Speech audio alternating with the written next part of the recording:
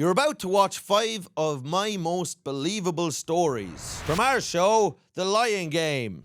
It's like a bedtime story for adults who have committed horrible deeds that keep them awake late at night, ruminating and festering and thinking of the people they've hurt. So dim the lights and enjoy the most sensual 13 minutes of your worthless existence.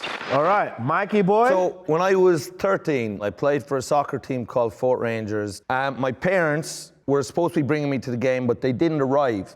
Now, you have to know at this time... This is the problem. All your stories sound like lies. No, listen. This is actually true. One of our cows, well, she's a young cow at the time, which is known as a heifer. Mike grew up on a dairy farm. I grew up on a dairy farm, by the way. But this cow had been hurt her leg, right? And so she stayed in the field closest to our house. So we all became very friendly with the cow, and the cow started trusting. We used to call her Miss Honey. So she started to trust us and would let us get up and ride on top of her. Okay. So we would ride around on Miss Honey. So anyway, I had no way into this football game. So I decided, fuck it, let's take Miss Honey on the road. on the road? Don't you fuck? Oh, we didn't grow up on farms. You never fucking rode a cow to where you needed to go. Listen. So yes, what? La-di-da. Surely walking would have been quicker. This is the thing. You don't know Miss Honey, brother. So I, like a little jockey, I get up on top of Miss Honey and I beat her down the lane and she's going lovely. And we're going on and I've never felt more free. Mike! What? Kim! So we get to the road, right? We're not even on the road yet. Listen, and as soon as we start going onto the road, I'm like, this was a big mistake. Round the bend comes a car who happens to be my neighbour, farmer up the road, Tom Welch. Now, as soon as Miss Honey sees Tom, now suddenly drives up like that, right? Drives up like that. I slide back down off Miss Honey. I hit the road, but because she was so scared, as I hit the road, she shits on my head. Again. She shits straight on my head. This is not a joke. Now, I've got a face, some of it got in my mouth. I didn't spit it out, I'll tell you that. Now, so I get up, fucking head full of shit, right? And now my neighbour gets out, Tom Thing, and he's like... Tom Thing? You forgot his name already. No, Tom Welch. Oh, right. It's Tom Welch, all right? I get out and my head's coming on shit. I was like, lad, I've got the cup final against freebooters. Next thing, Miss Honey fucking bolts, like she's gone running the other way. How quick is this cow? Are cows meant to be this quick? Cows can shift. Cows can fucking run. But anyway, turns out my football game was the following day. That was great. I regret getting my milkmaid, Mad Marge McGuinness, fired from our farm. I can't! I already know. Mad Marge McGuinness! Any issue we have with this story is getting shut down. But you don't understand. I'm from the soil and the rain and I'll fight you. Why did you get her fired? So And she had a cruelty to her. It's not an option. Thank you, Olga! Thank you! Yes. Well clarified. Well clarified. Thank you. Olga, you're not gonna believe this.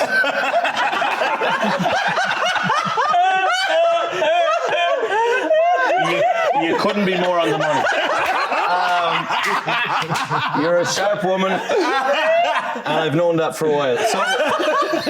So basically, she was fucking nuts. She had moved down to Kilkenny from Tipperary, and she used to have false teeth, and she'd just take them out, and she'd run after her, yeah. And we all thought that was good crack, but my mother always never liked her because my mother's name is Betsy, and she would always call her Butty. So basically, This is one question. no, I know. But so basically, She stayed work for us because my father liked her, because he had false teeth as well, and they'd take him out and they'd used to sing Irish songs together. What did she do? You don't! What did she do? You can't gloss over that. Basically, we used to have cats on the farm. What did she do? Listen, I'm getting to that. I'm sorry that Mad Marge McGuinness didn't have a fucking more straightforward life for all of you, okay? But this was life on the farm. And this is something that can't be just put into your little boxes, your little city boxes, all right? She hated the cats, right? And one time, a cat pissed on her Wellington boot. She got the cat and she drowned it in a bucket. Now, are you happy with that? And I knew because she showed me the cat and she just goes, that's what you get if you piss on my Wellington. That's what she said to me. And then she brought the cat home with her to fucking cook it, all right? No. Yeah, she did. No. Listen, Too far. Pushed it there. We went too far. All right, we need any more questions, even. Why is it a regret? She murdered your cat. Why is it a regret? Basically, I told my mother, and then my mother sacked her. So she moved back to Tipperary, where she was from. Oh, no. Oh, yeah. Yeah. She started working on another farm, a nasty farmer named Jimmy McBride. And He killed her. well, she drowned in a slurry tank under suspicious circumstances. All right, can we wrap this one up? So I used to work at a place called Whirly Ball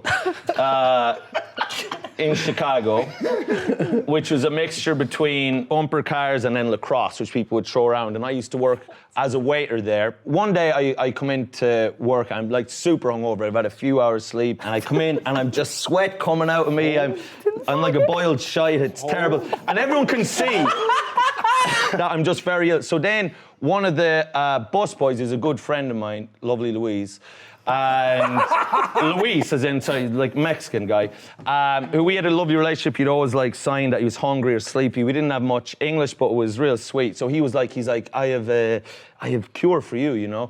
And I was like, great. And him and his friend Johnny brought me into the back, and they're like, this is special Mexican cure for hangover. This is the headline, by the way. So then they give me the thing, I take it, turns out to be like a ghost pepper, like some shit, like the hottest shit you could ever imagine. And like, I just literally, I'm like, my Irish blood has never had that. I don't even like spice at all. There was a spiciness. So like, there was a heat to this. there was a sting. I literally start bawling, crying, and then you see lovely Louise kind of was like, oh, you know, like they were laughing. But then I had to run to the bathroom, and I ended up like vomiting in there.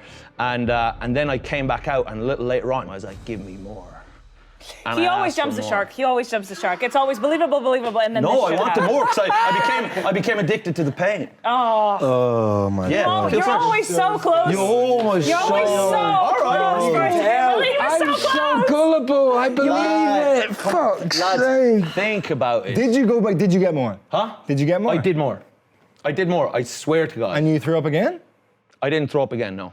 Okay. And are you in spicy food now? Did you get the? I'll eat some spicy food now, What yeah. are we talking? Curry sauce. I'll eat curry sauce, yeah. I'll have Crazy. paprika Pringles, Paprika Pringles. yeah. First of all, yeah, headline, wow. Okay, there will be a... One time I ate a ghost pepper at work. Well, there you go, Mickey. I don't know. I'm not convinced it's a lie. I agree with you on that he goes too far, but then there was something about you being like, I swear to God, where I feel like when Mike tells a lie, it's like, listen. Yeah. You know, there's a performative sort of And it quality. is, to be fair, the least extreme story you Yes. told him. Yeah. And Mike's very, like, seeks approval a lot. No harm, that's a nice thing about you. We all want to be liked. Yeah, and I think that feeling of, like, I'm going to prove myself. And I threw up the first time, I want to do it again. And then he's gone back and said, it was fine, I'll go again. I liked it. I'm sorry, thank you. You know, if someone's ever given you a wet willy, Yeah. the best thing you can do is enjoy it, and I'll never give you one again. That's a real Tiernan tactic. They'll never go near your ear again. Just start eating the phone charger. I went on a date with a girl who claimed that her biggest dream, sincerely, was to be a warlord in a third world country. I used to give tours in Dublin. Met this girl on the tour. I'm having a drink with her. It just we kind of ran out of things to talk about, so I just kind of panicked, and I was just like, oh, well, what are your dreams? I says to her, and then she just goes, oh no, she's like, it's stupid. I was like, it's not stupid. I do comedy, you know what I mean? Like, I'll accept it. And then she goes, I want to be a warlord. And I was like, a warlord? And I was like, what do you mean? She's like, I knew you'd think it was stupid. Stupid's not the word. And then I was just like, I had to be like, no, that's one of the best things you could Why be. did you have to do that? Huh? Why did you have to? Because I didn't want her to feel bad You about. want to have sex with her. There we go. Come on, he was giving tours by day and HPV by night. You wanted, Olga keeps it real. you wanted to illegally invade her area. Brother! So anyway, so she says she wants to be warlord. Then I'm like, well, like, what do you mean? And she's like, oh, like, she was like, I just like want to oversee like kind of like coups and like. And then she said to me, she goes, I've never felt love for anyone. That's what she said. I swear to God. And We're then over the cliff. no, it's not. No, Every word you say makes me feel like lads. No, she told me that. I'm completely with you. This is true. I'm on board until the motivation. If she had a good reason, if she was like, my dad was a warlord, do you know what I mean? Right. But the motivation of Now, why would you know about that? And it's legitimate. He stole to my want. fucking story. Yes, we Yeah. went on a date. Okay, Yeah. whatever. I pranked my vice principal when I was on a ski trip in Andorra, and then the police found me. Yeah. It wasn't even a school trip. It was a teacher that used to work in our school that used to do a ski trip every year. And then he had been like, alcohol had ravaged his body, so he is no longer working. So then when we were I'm over sorry, there, your parents yeah, they let us go. It was crazy. they let you go with, with the ravaged alcoholic to Andorra. Well, he had been teaching me French before. Oh, well, that's fine. Yes. So we were over there, and then one of the older guys had a number for our vice principal, who I'll just call Licky Ration for legal reasons. So then they were like, all right, let's fucking prank Licky Ration, fucking. Because Licky Ration was like big into horses. He had like horses on his like land and stuff. And then I just wanted to be cool. So I was like, yeah, let's use fucking my phone. We'll do it. So we pranked him, but he didn't answer and went to voicemail. And so then we just were all like shouting, just Licky Ration, you fuck your horses, and just you get sucked off by horses. And anyway, a month later, I'm on work experience in a mechanics up the road from my house, and I get a call on my phone, and I answer and it goes, oh hi, I'm just after finding a phone here, and your number is like high up on the caller list of the phone. Do you know who this number is? I want to give the phone back to the person. And I was like, no, I don't know who. It didn't come up on my phone. And they were like, okay, what's your name anyway? And I goes, Michael Rice. And they're like, where do you live? I was like, oh, just Green. I gave them the address, and they're like, okay, thanks. Hung up. And then I was like, oh fuck. And when I got home, my mother was like, the guards just called. The guards are what you call them in Ireland. And so the guards just called. And they said, you have to come into the Garda station on Monday. So I came into the Garda station. Literally 2 members of the drug squad in the Garda station went into an interrogation room, and they sat across from me and they're like, you know why we're here? And I was like, I don't know. And they played the message. I was like, you fuck horses. You've been sucking off the fucking horses, you stupid cunt.